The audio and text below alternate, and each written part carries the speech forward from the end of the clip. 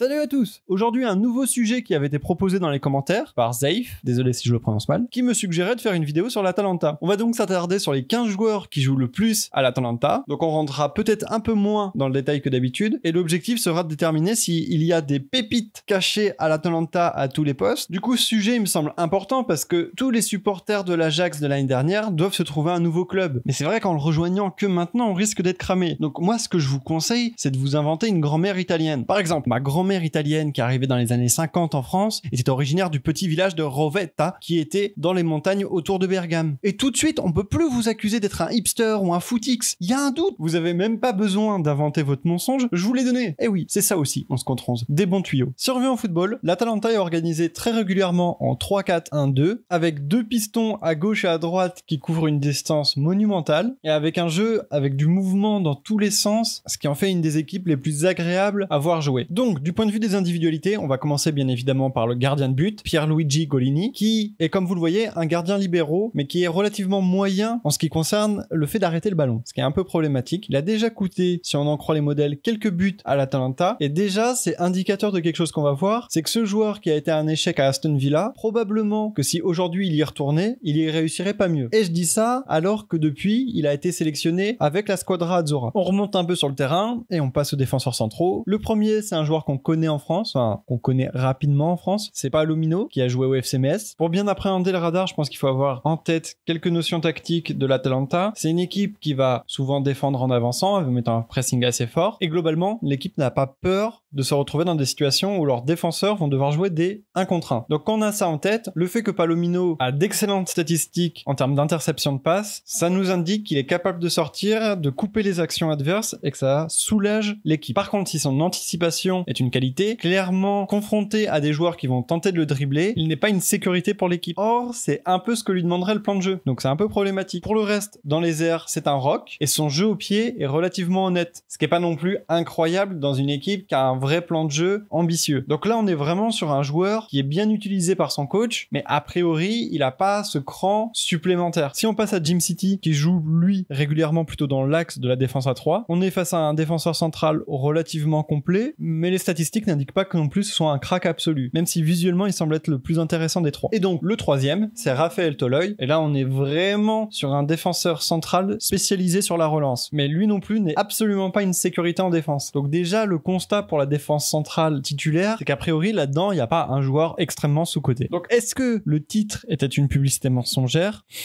Un peu. Mais le prochain joueur mérite de s'attarder dessus. Je parle du piston gauche, Goossens. Il n'est pas incroyable défensivement, mais au-delà de son activité, il a une belle qualité balle au pied, et d'ailleurs il est déjà à 7 buts marqués en championnat et 5 passes décisives. Et comme vous le voyez dans les nombres, ces chiffres sous-jacents sont très intéressants. Si je dois être complètement honnête, je pense pas qu'on est face à un énorme crack qui révolutionnerait une équipe, car je pense qu'il bénéficie beaucoup du système mis en place. Malgré ses réserves, je pense que c'est l'un des rares de l'équipe qui, une fois transféré, pourrait avoir des performances intéressantes pour son nouveau club. Par contre, son pendant à droite, Hateboer, j'imagine que ça se dit comme ça, me semble lui plus limité, et ce qu'il apporte à l'Atalanta, c'est une activité folle, ce qui fait qu'il arrive à se créer des occasions, et à créer des occasions pour ses coéquipiers, mais j'ai plus l'impression qu'il bénéficie vraiment des espaces que lui permet d'avoir le plan de jeu de Gasperini. D'ailleurs, personnellement, je préfère sa doublure, Timothy Castagne, qui sert aussi de doublure à gauche, et pourtant, je pense que c'est un de ces joueurs qui pourrait se transposer dans un autre club. Après, ça reste assez difficile d'évaluer ces joueurs parce qu'ils sont vraiment mis en avant dans le système, et du coup, je me demande quel genre de miracle Gasperini serait capable de faire.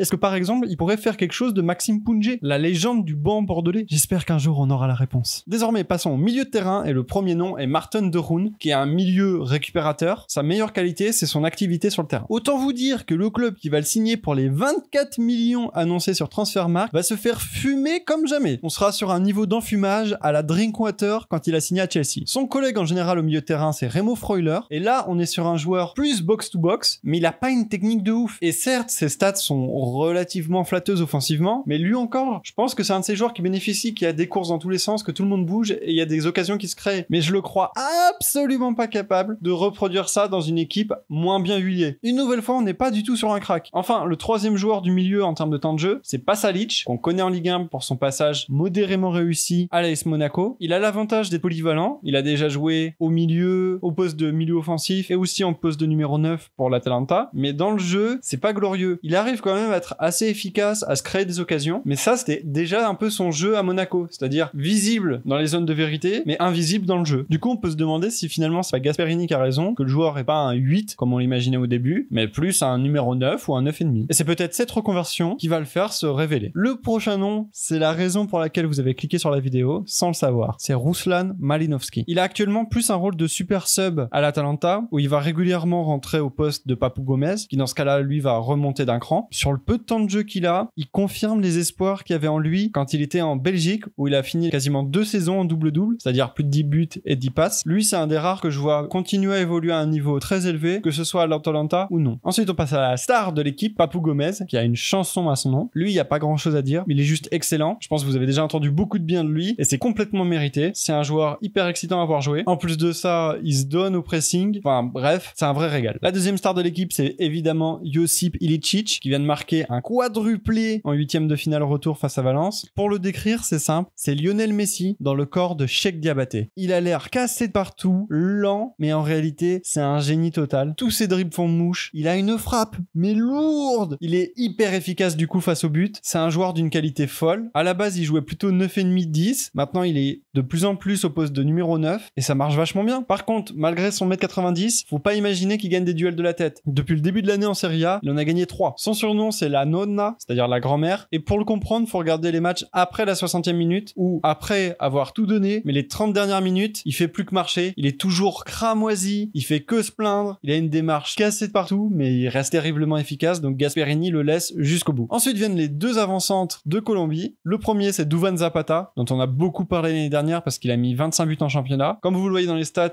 il a le profil d'un finisseur, mais personnellement, j'ai le sentiment que dans un autre club, ça ne marcherait pas aussi bien. Il est estimé en ce moment à 45 millions d'euros. Eh bien, je suis très curieux de savoir qui va mettre ce prix-là sur lui. Malheureusement, j'ai aucune preuve statistique pour dire que je pense pas que Zapata pourra s'adapter à un autre club, mais c'est clairement mon sentiment et il est confirmé par l'intégration express de Luis Muriel, qui cette année est le super sub de l'équipe, dont le ratio but par minute est absolument délirant. Ça me conforte dans cette impression que Gasperini valorise un groupe de joueurs qui n'est peut-être pas si talentueux que ça au final. Il y a deux génies évidents dans l'équipe, Gomez et Ilicic, et autour de ça en fait, ce sont que des joueurs hyper appliqués qui brillent par leur activité, que ce soit à la perte de balle avec un pressing très ordonné, très intense, mais aussi en phase offensive où tout le monde va chercher à se rendre disponible pour le porteur du ballon et du coup ça crée une attaque hyper fluide. Je pense que le recrutement de l'Atalanta a été hyper intelligent, pas dans le fait qu'ils ont cherché des cracks, mais vraiment sur le côté qu'ils ont trouvé les pièces adaptées à ce qu'ils voulaient faire. Et du coup, je sens venir le mercato d'été où des joueurs vont partir et on sera vraiment sur des transferts perdants pour tout le monde, que ce soit pour l'équipe qui va accueillir les joueurs, pour le joueur lui-même ou pour l'Atalanta qui va perdre des pièces adaptées à ce qu'il voulait faire. Donc ça clôture ce sujet. Qu'est-ce que vous pensez qui fait la réussite de l'Atalanta? N'hésitez pas à me le dire. Je pense que faire 15 joueurs à la fois c'était un peu trop lourd, mais vous me direz dans les commentaires. C'était l'occasion de tester, mais a priori on va repartir sur des formats plus courts avec moins de joueurs où on peut plus se concentrer sur eux. À bientôt pour une prochaine vidéo.